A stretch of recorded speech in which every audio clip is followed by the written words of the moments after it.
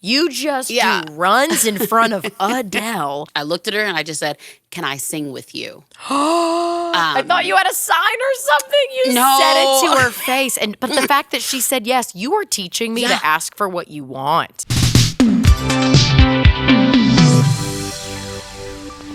I cannot believe she's here. Jamie Grace, the Dove Award winner, Grammy nominee. You are one of the most joy-filled voices in Christian music.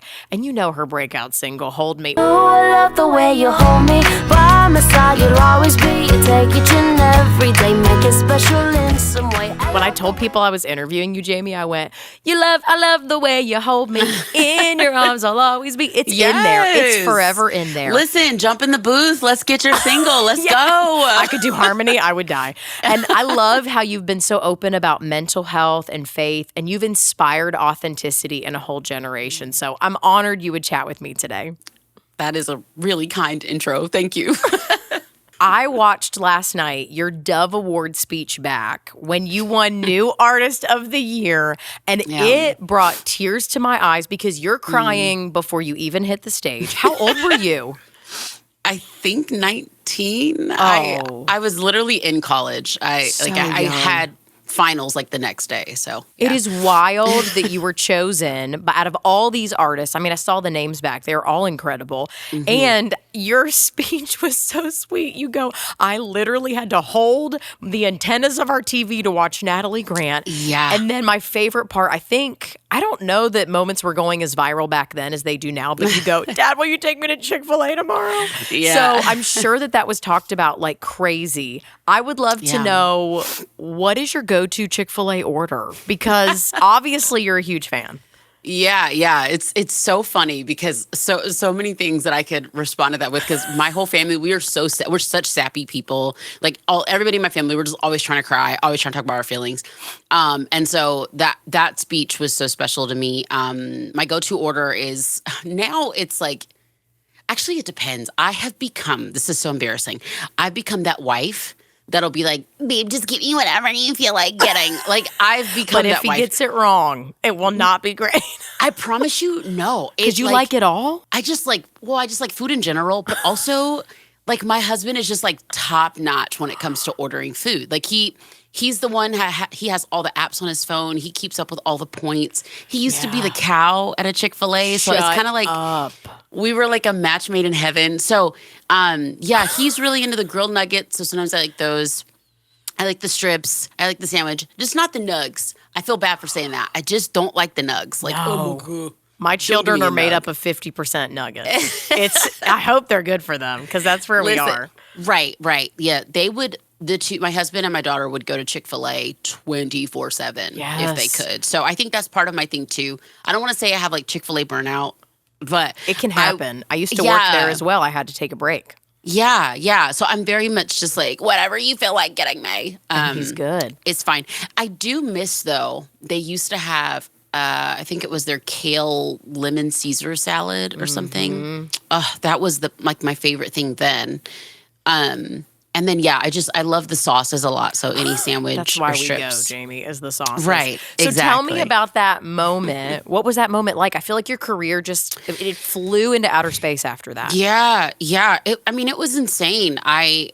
The Dove Awards were and still are, but especially as a kid, as a homeschool preacher's kid, the Dove Awards are everything. It's that one time a year where if you didn't get to go to any concerts, you get to watch the best performances. So finding out about the nominations was already just diabolical for me personally. I was just kind of like, what? And then, that moment was just really cool. I don't think I practiced anything to say. I think that's pretty clear, actually. And so You were like, what else should I say? Who else should I thank? What do I do? Right. It's like, what are important things? Okay, Reba McEntire, my parents, Right. Chick-fil-A. So did you really think you wouldn't win?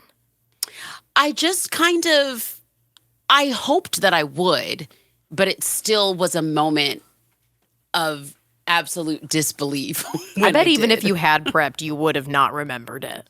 Listen. The way this brain is set up, yeah, you can't really count on. I don't want to say I can't count on my brain, but you never know.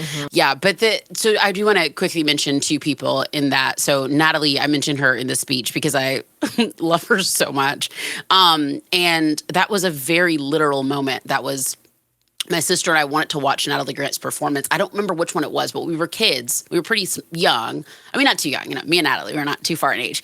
But we didn't have, cable or anything. We were at Antenna Family. And so I was literally holding the antenna, like literally like that, to watch Natalie, to watch her performance. So that was one thing that was very much true. And then the other thing I wanted to mention, because I did just watch this a few weeks ago, is that Mandisa is like one of the first faces shown. Yes. And she was so supportive. And not that the support changed, but I do want to really emphasize on those early years. I mean, she was so supportive. And especially as, there's not a lot of Black women in CCM. And she never once made it feel like a competition. She was open arms with, how can I support you? Who needs to know these songs? And so I just want to mention her because she was so special. And I just watched that video a few weeks ago, and I was trying to do like some sort of commentary on it, and I was like, I just don't know what to say about Disa. Like, I know. It just makes my heart feel squeezed when I see her pop up on stuff or I hear her voice on things, because it doesn't feel real that she's not here anymore. No, like it such doesn't. an extraordinary woman. And I love to hear that she championed you so much. Okay, so take me back to that moment with Toby. He signed you, or getting signed. What was that process like, and what were you thinking? Yeah, listen, 17 to 20 years old was crazy.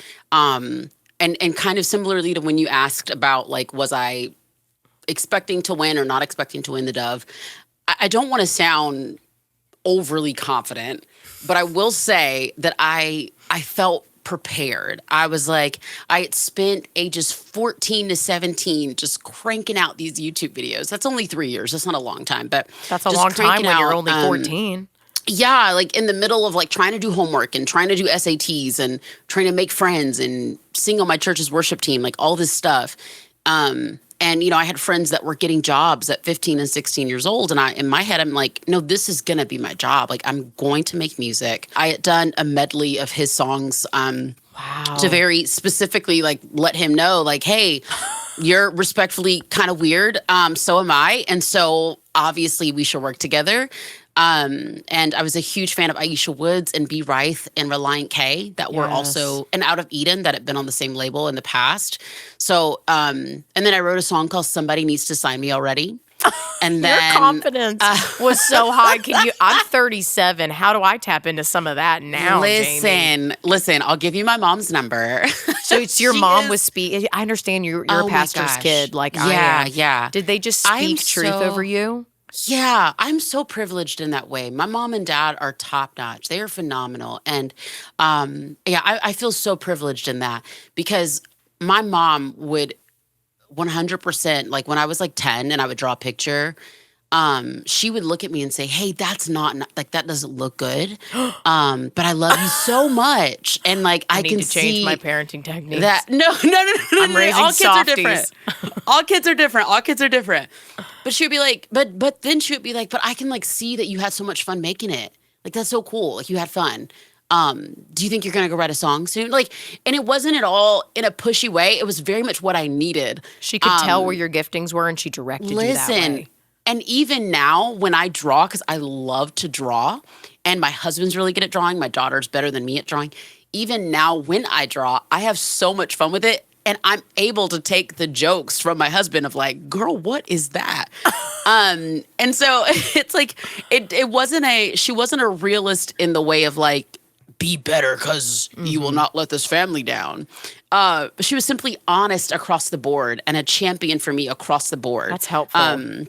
And yeah, so it gave me, and then also, I'm sure we'll get into it at some point, but also like the health stuff that I went through, just as I developed more and more of a resilience for my personhood, my art just became a place where I was very confident. And So encouraging, I think, so, for yeah. everybody. Because there's no way you could have gone into the music industry at such a young age without a resilience. And obviously, Yeah. God built that into you in several ways. But I would love to talk about that briefly now. Because okay, Yeah. Jamie, I knew you had spoken about mental health stuff. But when I read, tell me if this is right, Tourette syndrome, obsessive compulsive disorder, and ADHD and anxiety. You have faced Yeah. all of those things. How did Yeah. that affect you as a young person getting into this industry, trying to figure all of that out yourself? Listen, I'll just share the very not positive part up front, but I think by the time when I was 16 or 17, I had come off of medication. And I had learned, well, this is positive, I guess, but I had learned how to, well, different seasons, everybody, I want to make it seem like it's like good or bad to be on medication or not. But it was something that I wanted to not be on when I went to college, and I went at 16, and so I worked really hard, and I had started to. My stuff was also just getting better. I was learning how to manage it. I managed it with sleep and vitamins and exercise and all the things. My first single, like "Hold Me," came out when I was 19 or 20. By the time I was 22, I was back on medication, and I was on the heaviest medication that I had ever been on. And even now at 33, that season of my life, I was still on the heaviest of medication. So if we're talking specifically about like how did it affect me, it was heavy. And I've always had, this is such an extreme comparison of fame, if you will, or notoriety. I've always had such an empathy and a compassion for the Justin Biebers and the Selena Gomez's and the Demi Lovato's, and Too much, the Amanda and too Bynes. young. Yeah, because I look at what I went through and how it affected me, and this is not a disdain toward their families, but I had a very structured family system, and I had Jesus with me all along, and I still really, really struggled. So much of it was like just I wasn't prepared for the amount of like people that would have opinions about me. Nobody's prepared for that, I think, at any point. And then I No. understand the pace of life when you Yeah. do catch a rising star. Yeah. The demands and the pace have to be overwhelming. Yeah. That, funny enough, that, yes, the demand was definitely a lot. Funny enough, I kind of, the pattern, I think I enjoyed it a lot because of my ADHD and because like, everything. "Let's go." I was like, let's go. Yeah. It was like, people were always like, what kind of like energy drinks do you drink? And I'm like, yo, I just like, this is me, This is Jesus, and straight. V8. This is Like, straight inside my diabolical body. I We're did doing not. it. I did not drink caffeine until like 4 years ago. Like, so I was just like always ready to go. I'm like, oh, I need to write a song at 5 a.m. Let's go. What's it gonna be about? Beautiful day. Do it. Like, Oh my word, yes. so that was always so fun. But but all of that partnered with like trying to date at 21. Oh my word, I Or- forgot about dating. Yeah. Or trying to have friendships that are they going to last after college or not? Like I was in college full time while I was on Wild. Winter Jam. I don't know how you did that. Me either, girl. Okay, so Jamie, I texted you a photo. I just Okay. want you to look at it Okay. of us. I don't know how long So ago. Probably 10 years ago. Oh my gosh. Look at us! Aren't we were so like, cute? Listen, not us both having the deep bang, like the deep part. Oh, I Like, loved the deep bang over the eyes yes. almost. And I love that you had Yes. feathers in your hair. And I'm wearing Always. some kind of sequin tutu number. I would And wear it again I- today, honestly. I remember, I actually legit remember you because, remember this photo more specifically because I remember, I had on, you can't really see it, but it's like a black tulle skirt. Oh, so cute. And so we had on like similar like vibes. But also, I do still have a feather earring, but did this one in particular accidentally get too much brown makeup on it? And you Like, had to take it. Oh, no, that happens all the time. Why did I know that about Listen. feather earrings? So Yeah. this was at a Fort Myers, Florida concert. That's where I started in radio. You guys came. I don't even know who you were with. Maybe Toby. And I was so excited you were there, Jamie. I was like, Jamie And I Grace is think backstage. I'm getting that a is picture. so funny. And I don't always ask for adore it. pictures backstage because I feel like I'm trying to be professional, Jamie, right? I'm like, I'm supposed to just be one of the people. Right, And right. my co-host at the time had been in the industry forever. And he was like, just be cool, just be cool. And I was like, I can't, it's Yeah. Jamie Grace. So I was like, somebody take a picture. And it's always been one of my favorites. Last night I was searching for it online.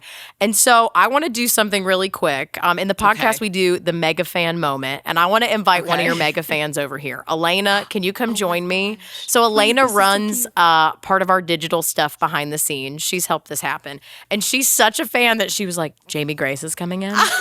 I'm sorry, Jamie Grace. Elena. Okay, Jamie, I wanted you to meet Elena. She is one of your mega fans, and I wanted her to tell you what your music has meant to her. Okay, so Joy is right. She stole my thunder. You were my first CD. Literally, one song at a time was my first CD. And then gosh. you also were my first concert, Winter Jam. Gosh. Yeah. Okay. Yeah. Behind the stage, you and a guitar, and something was different from that point. You, as someone who has struggled with self-image her whole life, you planted seeds of confidence that the Lord wanted for me and wanted me to walk in. And then, like, later when you had songs like "Wait It Out" and things like that, your wedding video, Right? Iconic. We have to talk about that. iconic, a moment, truly. Thanks. I really like the guy in it. And your dress and everything. But yeah, even Thank like other things too. Like you had a devotional out about anxiety, and as a 12-year-old preteen who barely even understood what anxiety was, but that I was experiencing as a young girl, you helped me walk through that. And I'm just really grateful for that. That you are a part of my testimony. Yeah, like the different, I'm a God girl, that's who I'll be. From the top of my head to the soles of my feet. So, yeah, quick rapid fire, but thank you. Thank you for your ministry. And I'm so glad that you haven't given up on the industry yet because people need to hear you. Thank you. That is really sweet to hear. I just, that's really special to hear. I would not have gotten through so many of the difficult health things that I went through if it wasn't for Zoe Girl and Plus One. And so for me, it was like, okay, how do I literally take what God did in my life through their songs and how do I like do that again? Like make sure it does not stop, you know? So that's really special to hear. Like, thank you. Jamie, you need to know this woman has a beautiful singing voice. Didn't you say you sang one of her songs at school? I'm so glad you reminded me. Which one? So it actually was a camp. I love it. I do not take that lightly. That is a really big deal. Thanks for letting me intrude your life in a way. That is really special. So we have to talk about one other thing that I saw online. Well, first I want to know what was your favorite like music video to do? Because last night I'm watching Hold Me, you're in the car with Toby, and then and to watch Do Life Big. Okay, I listened to that with my 2.5-year-old this morning, and she asked me to play it over and over, Jamie, and I was like, your music is not dated. That came out so long ago, and I was like, it's a bop today. I don't even know if the kids still say that. I was like, it made me feel cool. I was like, yeah, it's a bop. It is. I was like, this is so good. I've been listening to it all morning. And so your songs still translate. And that music video, there's like colored chalk flying on everybody. I don't know. Maybe that wasn't fun to shoot. But what was your favorite music video? It was. No. Thanks for asking that. I don't think anybody's ever asked me that. And I don't know if I have a favorite because I love this work. So that was one of the first ones I got to direct, Do Life Big. So that was really special to do that one. And yeah, the little girl at the very, very end of that one. Also that one was really special because like Natalie Grant has like a cameo in it. Bailey Madison, a little actress friend of mine. I don't want to say little actress. Sorry. I say that because she's younger than me. So I called her little. But it's like, so it's really cool because like, it was my first like taste of like, you know, that thing that industry people do where you like text other industry people and you're like, hey, can you do this thing for me? Like, please, and they were can like, you do this thing? absolutely. Yeah, I was like, they're gonna do it. Oh, okay. So that was cool.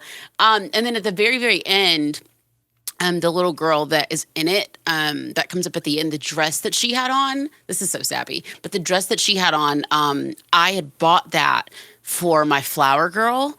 for my wedding. Now, this was 8-9 years before I even met my husband, or however many years, I don't know. Wild. 4 years, I don't know. So This is Pinterest board meets real life. Oh, snap. Listen. And so then when we actually did get married, like, years later, whenever maybe 4 or 5 years, I'm not good at numbers. I do songs, but the Flower Girls, we had their dresses custom made, and they are replicated off of that. So that's like a really like random thing that video just is super special to me for that purpose. But then also Hold Me was really cool to shoot because it was my first single. We did a lot of it in my hometown on top of Stone Mountain, here in Georgia. So that was special. Wait It Out's like literally my wedding video, so that's special. So I mean, I probably watched it 10 times in a row. I didn't want to miss any details, and it almost invited people in. Like I felt like I got to go to your wedding, and it was just kind to open up that part of your life to us, which I think is really kind. I was really honored to do it. We ended up, it was a public wedding. So at the beginning, when you see like people in line and stuff, like those were fans that RSVP'd and came to the wedding. And for me, like, I wanted to show people, like, I was really good at complaining about being single. And I'm still like kind of proud of that because dating is kind of a hot mess. Like, it's hard. It is hard. It's beautiful. And oh my gosh, like meeting people, like, oh my gosh, like God made everyone with a purpose, but also dating is super stressful. And so I wanted to be able to be like, hey guys, here's some hope. Right. Like not trying to like be on a high horse, but I want you to see what God can do. Oh, that's good. And so that was really cool to do that. Also Fighter. Sorry. I promise that's my last answer. Fighter was so beautiful. Thank you so much. Yeah. My mom used to manage my career full time. And she doesn't now. She's full-time grandma mode. But she has dealt with health issues for a long time. And, so Fighter is telling the stories of these people that mean a lot to me. I got to direct that music video as well. I got to hire the choreographer and all of that. And then my mom comes in at the end of the video, and that's just a really special moment. So. Such a beautiful way to tell stories.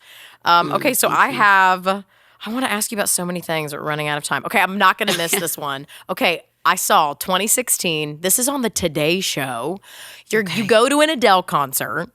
And I don't understand how you end up on stage. And I watched it last night, and I vaguely remember this from back then, like 10 years ago. You slay. You just do runs in front of Adele, and Adele is like, "Holy cow!" And everybody was shocked. Please tell me how that happened and what it was like for you. Yeah, I think if we can recall the way that 16-year-old me, was like, I'm gonna write a song called "Somebody Needs to Sign Me Already" and put it on YouTube. Oh, look at that! I got a record deal. You're like, this works. I love Adele. I paid a lot of money. I think you were front row, which is smart. Yeah. We were front row of like the B-side. It's like the stage in the middle. And I want to say transparently that I definitely did not go to the concert to like, I'm going to try to network with Adele. I went I think because most of us wouldn't dream. Right. Like I how? went because I was truly inspired by her music. I was a newly independent artist. I was pretty confident about retiring in my career because I just felt like confused. And that just gave me a whole another level of confidence. But yeah, so she was just at the edge of the B-side stage in the middle, and just kind of, she's so good with her fans. And so she was like, "Oh, are you guys I'm not going to do the accent, but she's like, you guys having fun tonight? Like, oh, I'm so glad you guys are here. Oh, that's a cool shirt," like that kind of thing. And then I looked at her and I just said, "Can I sing with you?" I thought you had a sign or something. You said it to her face. But the fact that she said yes, you are teaching me to ask for what you want. Listen, and I just so you know, I get a bunch of no's. I get Jamie, but what, you're going to raise such a confident woman, and I have a little girl too, and I wasn't necessarily taught that. We're both pastors' kids, and it was very much of just kind of like to quietly do what God wants you to do, and that's fine too. But it's also if you know God has called you to do something, or you see the way He's gifted you, like, let's rise up and do it. You're inspiring me. Sorry, I got pumped. Oh, okay, thank you. No, you're fine. You get on stage with Adele. Yeah. She said yes, and then she kind of pointed to security, and he walked me up there. And to be honest, I haven't like watched that video in a long time because I get like a little embarrassed when I watch it back now because you were so good. I just get so overwhelmed. I'm just like, oh my gosh, like is she mad at me? Like, no, she's impressed. Like with the rest of us, your runs that you did were beautiful. Thank you. It was that was a really special moment. I honestly, once I got off stage, I think is when I myself kind of came back. It was like the delusional creative was that whole 15 minutes before. But once I got off stage, I was like, uh-oh. Like, what was that? But how exciting that your boldness led to that. I mean, when you're on the Today Show, that's next level. They were like, she's actually a Grammy nominated. Yeah. They all were like, oh, yeah. And I wanted so badly to be like I was definitely grateful for like the support and the kind words and everything. But I also just wanted so badly for people to know, like, man, like I don't even need, like, what is that? Like old Francesca Battistelli song. Like, I don't need my name in lights. Like truly, like the moment in and of itself was just so encouraging and just fun. And and then it fueled me for now when I do concerts. I'm like, man, let me just make sure I keep my eyes on the, of course, metaphorically keep our eyes on Jesus, but as an artist to keep my eyes on these kiddos in the crowd and just be vulnerable and real with people. Cause it changed my life, and it's just a really cool way to be intentional with people that support your art. So that is good that she gave you a moment to be involved and to shine, and that God's given you a platform where you get to do the same thing. Yeah. Amen. Oh, that is such a good story. Okay, so it is time for the time capsule. This is rapid fire questions that is going to open up that compartment in your brain. Okay, Jamie Grace, what has been your favorite song to perform? Fighter. For sure. I think Fighter. Because it's somewhat close to your heart. Okay, least favorite song to perform. Listen, any song that I kind of forget about that someone says in the moment, and then I try to honor them by singing the song, and then I don't know the words. Like that. Y'all, I'm not trying to like be that girl, but this is a 20-year career. Like I'm old, right? Like my brain doesn't work like it used to. And I just feel so bad. Like when my heart wants to like sing something in a special moment, and then like there's this 15-year-old looking at me like, girl, that is not how it goes. Like, what are you doing? And then you're like, would you like to come up and sing it? Here's a microphone. Yeah. Listen, please. Yes. Okay, we saw the photo of us. You had the feathers in your hair. What trend from like the 2000s that you got to rock do you wish would come back? Oh, man. Although you have your own style, and I love that you just do what you want to do. Yeah, thank you. No, that's a good one. I don't know. I think we do still kind of do this in different ways, but I just miss the layers. Like we just always, like you watch any Disney Channel original movie from 2002. The long, what is it called? That cardigan thing that was like long. Yes. And then like you put a belt over that, and you have on your like necklace and a tie and a scarf and some jeans and like...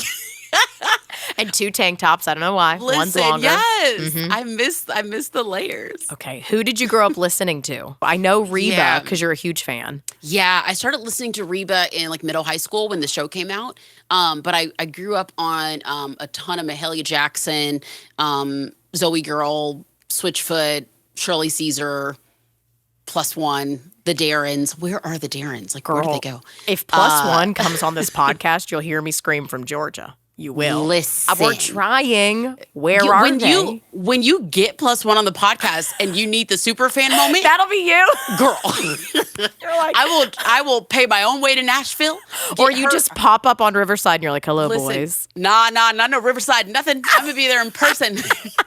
My kids' godmother's in Franklin. I got somewhere to stay. Let's go. Perfect. Let's go, pal. We're planning it, team.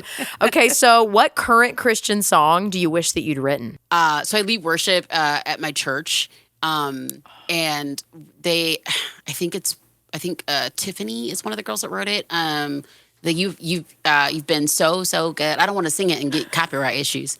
But you have been so good to me. Oh God, I can't believe how you love me. I'm like, let me just lay out on the floor and sing that, please. Like, that one, that's my king by CeCe. Anything CeCe does. Oh, that's so good. The best. She's just back out here throwing spiritual punches in the best way. I know. I love her so much. So powerful. Okay, last one in rapid fire. What is your favorite song to perform for people to see the way that it hits them? Oh, man. Listen, Right now, it's actually been, I know this is more than one, but it's actually been Hold Me or Beautiful Day I was or You wondering. Lead. Because it's different now. These are not, like, it used to be, oh, I know the song on the radio or I listen to the song every morning when I wake up. I love it. It's fun, right? And then it turned into, like, when we were 10, 15 years in, or maybe like 10 years in closer, it turned into like, oh, I love the song. Some of my favorite songs. Me and my family love it. Now it's, oh, this is the song from when I was 10 that brought me out, right? Like, so now it's like this joy Elena is like, from yes, girl. this nostalgia joy, it hits different. It does. Like watching like 22-year-olds be like, it's a beautiful, like, I'm like, oh my gosh, like this is special. Like this, yeah, it's really cool. It's like me when Unwritten by Natasha Bedingfield comes on. And you're like, who is this person I just became? Yeah, But- it's like when songs from your childhood show up, it hits different. So now that's what I'm getting. I'm getting like these just like really confident, awesome like Moms. 20-somethings that are like, yeah, literally And like moms we're all like me that are like, yeah, "Do like we've all. this." That is one of the crazy things too. Like moms are bringing their kids to my shows. Like, yeah, my 8-year-old listens to this stuff, man. Yes, because it's still good, so yeah. Jamie. Thank you. So that it's the old ones right now. I mean, I've always enjoyed singing them, but the nostalgia part of it is a whole new territory that has been like really fun. I'm headed on tour soon, and I'm like, yes, let's do that. So I think that's what's special. That's why I wanted to do this podcast. Is I was like, so much of that still means so much to me, and it's shaping for so many of us. So I have to ask you, as we're starting to wrap up, tell me what you're working on now that you're excited about. I know this is going to come out. When this comes out, you'll either be wrapping your tour, or you'll be in the midst of it. And so I know this big tour is starting. Tell us what you're working on. Yeah. So it's been, my first tour in like 7 years. And so I Nerve-wracking. have, I've definitely kept going, if you will, like always releasing music. And then I have a kids choir called New Kids Choir that I work with. And so I'm always working on music, but as far as going out and playing shows, that has just not happened in a while. So that's put kind of a new fuel in me. I'm working on, I've kind of already started like releasing a few singles, but I'm working on a worship record. Yes. Which is just, it's something that I've wanted to do for a long time. And just to be honest, it's something that I was kind of insecure about because I didn't want people to think that I was doing, like my career is not, if we just want to talk numbers wise, it's not what it was when I was 21. And so I didn't want people to think that I was like doing a worship record as like, okay, let's try to like get these numbers up because like, it's just like, I get so insecure about doing things for the wrong reason or what things could look like. Cause I've always just loved doing pop. But at the same time, I'm a pastor's kid and I've been leading worship since I was 8 years old. And that's where you are right now. Yeah, and it's just I just absolutely love worship music so much, and so I prayed about it for a long time, and just kind of decided to go for it, and just know that my heart is just in a place where there's just so many things that I want to say to the Lord, and there's so many just things that I hope to be able to encourage other people with through songs as well. So that's kind of the main thing. And then I'm also maybe working with 3 girls to build like a pop R&B Christian group because we're the girl groups. So That would be exactly. That would be amazing. Okay, so much to be excited about. Okay, so as we wrap up, I just have 2 final questions. The first, tell me what you would love to tell your fans who supported you for decades, because that's who's going to be joining us for this conversation. Yeah. What do you want them to know? Oh man. I like the first thing that literally came to mind is like, I don't know how we did it, y'all. Like, how did we get here? Listen, we're just a bunch of weird kids that wouldn't give up. Ooh. And I just, I'm just so grateful. I'm just so grateful. I've always even struggled with the word fan because I understand that's what it means. And it's not that I'm trying to give a false representation of connection, if you will. But fan has just always felt so weird to me because every single time I would play a show, I mean, there's younger girls at my show, but so many of my fans are my age.